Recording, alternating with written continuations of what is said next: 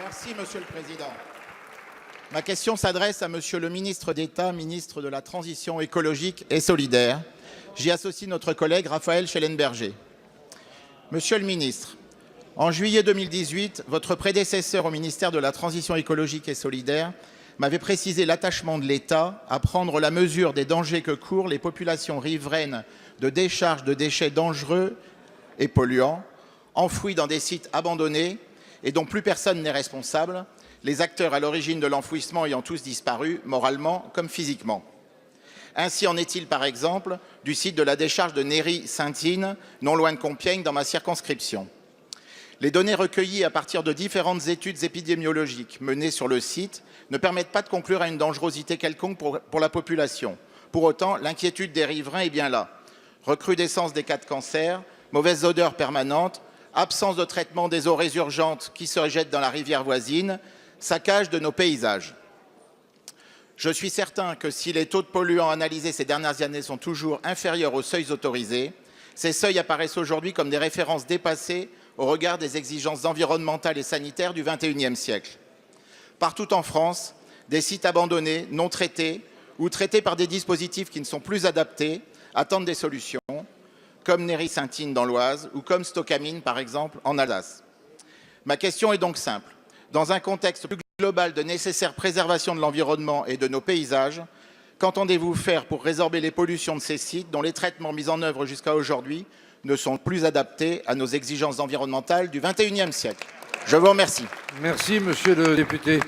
La parole est à monsieur François de Rugy, ministre d'État, ministre de la Transition écologique et solidaire. Merci, Monsieur le Président, Mesdames et Messieurs les députés. Monsieur le député Vattin, votre question porte sur un certain nombre de dossiers très précis sur lesquels, évidemment, il faut pouvoir donner toutes les informations. Mais d'une manière plus générale, vous le savez, je pense que nous partageons cette approche.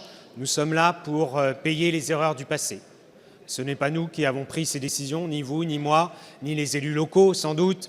Mais, comme vous l'avez dit, les responsables, malheureusement, souvent ont disparu. Ce qui ne doit pas empêcher, évidemment, de faire des recherches en responsabilité s'il y a eu des pollutions qui ont été sciemment produites. C'est notre responsabilité de régler ces problèmes et je m'y attelle avec les services du ministère qui, comme vous le savez, sont extrêmement exigeants, extrêmement vigilants.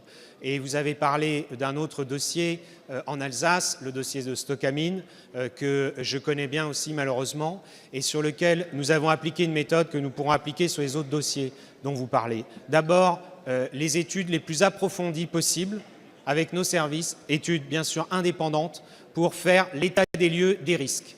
L'état des lieux du risque de la pollution, notamment bien sûr pour les habitants, les riverains proches. Ensuite, la transparence totale sur les données. Et puisque vous avez parlé de votre collègue alsacien, il peut en témoigner, j'ai fait la transparence totale sur toutes les données concernant Stocamine et Dieu sait si ce dossier était compliqué et douloureux. Et puis enfin, évidemment, la recherche de solutions qui soient à la fois réaliste, que l'on puisse réellement mettre en œuvre. Il ne faut pas faire des promesses intenables à nos concitoyens, mais qui permettent de protéger les Français définitivement contre ces pollutions et bien sûr appliquer les normes et les règles en vigueur pour que plus jamais ce genre de pollution ne se reproduise. Merci, monsieur le ministre.